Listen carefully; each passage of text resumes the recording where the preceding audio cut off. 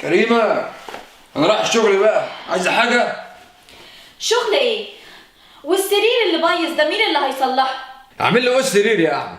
يا ست أنا قلت لك 100 مرة أنا سباك مش نجار، يعني أفهم في الحنفيات، في المواسير، أسلك ماسورة، لكن الخشب والمسامير والدق ماليش فيه. امال انت صنايعي ازاي؟ المفروض تفهم في كل حاجه. أقول طور يقولوا احلبوه. يا بنت الحلال أنا سباك مش ساحر، يعني صنعتي السباكة، وفي واحد تاني صنعته النجارة، كل واحد ليه صنعته اللي بيفهم فيها. يعني برضه ما طلعتش منك بحاجه مفيده، والسرير هيفضل بايظ كده. ما تصلحيه يا ست بدم زهقك قوي كده. اتصل باي نجار يجي يعمله، والفلوس عندك لما يجي بقى حاسبيه. همشي انا بقى عشان اتاخرت وفي زبونه مستنياني. سلام. يا اخويا روح روح.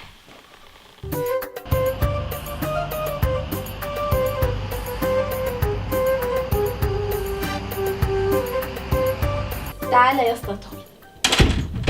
تعالى تعالى اقعد هنا عقبال ما اعمل لك حاجه تشربها. لا اقعد يا مدام، انا مش فاضي، انا ورايا شغل كتير.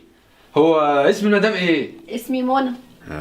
عاشت الاسامي يا بطل. نعم، انت بتقول ايه؟ ما بقولش حاجه يا ست الكل، انا مستعجل وورايا شغل تاني. فين الحنفيات اللي بايظه اللي عندك؟ عندي حنفيه المطبخ بتنقط والدش بتاع الحمام بايظ. ولا تشيلي هم، نظبط كل حاجه، كله هتظبط ان شاء الله. هو ده السرير يا اسطى علي؟ هو ده السرير؟ ماله بقى عشان خاطر نشتغل على نضيف؟ مش مظبوط كده، واللي الواح بتاعته على طول بتقع. ما هو اكيد من اللي بيحصل عليه، بس ما تقلقيش يا ست هاني، ما انا هسجفهولك وهخليهولك 100 فل و14، هخلي لو في اللي ركب عليه حتى مش هيحصل فيه اي حاجه. طب شوف شغلك بقى قبل ما اعمل لك حاجه تشربها. ما تصبري بس كده شويه، انت مستعجله ليه؟ ما خليكي قاعده معايا تسليني. نعم، انت بتقول ايه؟ انت تشوف شغلك وانت ساكت. طب بالراحه، في ايه؟ من حقك برضه. حنفيه المطبخ بقت كده تمام يا مدام، جربها بنفسك، اتفضلي. ماشي هجربها. جربي بقلب جامد يا مدام، ما تخافيش، انا شغلي تمام. ايدك يا اسطى، ما خلاص عرفت ان شغلك تمام. في ايه؟ تعالى يلا نشوف الدش بتاع الحمام. وماله، يلا يا ست الكل. طب وسع كده.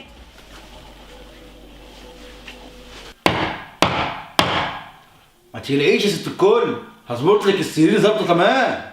ماشي يا اخويا ماشي، بس ركز في شغلك. كده 100 فل و14. انا دقيت لحضرتك مسمارين برضو في الجناب زياده تاكيد ومتانه يعني خلاص مش هيوقع الواح تاني؟ عيب عليك حضرتك، في ايه؟ اطمني.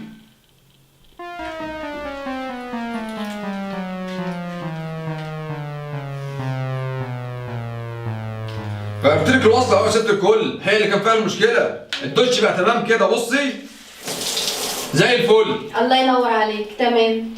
لو حابه تجربي الدش ولا حاجه كده وتاخدي دش على السريع، حتى لو في مشكله الحق اصلحها وانا واقف. انت مجنون؟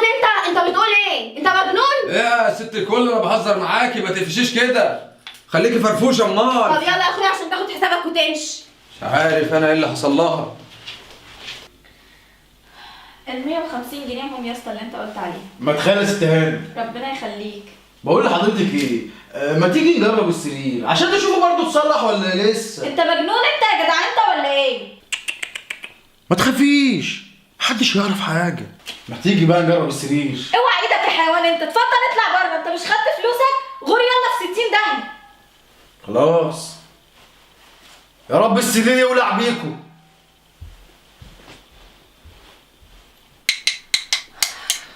خد يا اسطى 250 جنيه اهم حساب الشغل. ما تخلي يا قمر. نعم. بقول لك ايه، ما تخلي الفلوس خالص، انا ممكن اخد حاجه تانية بدل الفلوس، وما تخافيش هيبقى سر بيني وبينك، محدش هيعرف حاجه. انت حيوان ولا ايه؟ والله العظيم لا اقول لجوزي لما يجي واخليه طاين عيشتك. لا يا مدام، ده انا بهزر معاكي يعني، ما تصدقيش. انا ماشي، سلام عليكم. في 60 داهيه.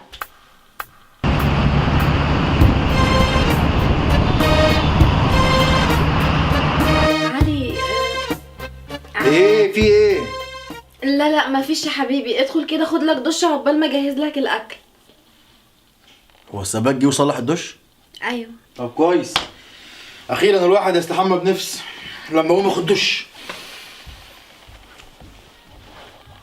بلاش بقى وخلاص، لحسن ممكن يعمل مشكله وهو عصبي. تعالى ليه بس يا كريمه؟ اهدي. انا كنت خايفه قوي النهارده يا سليم. تخيل النجار الحيوان اللي جه يصلح السرير النهارده مسك ايدي بالعافيه وكان عايز حاجات تانية كمان. مسك ايدك؟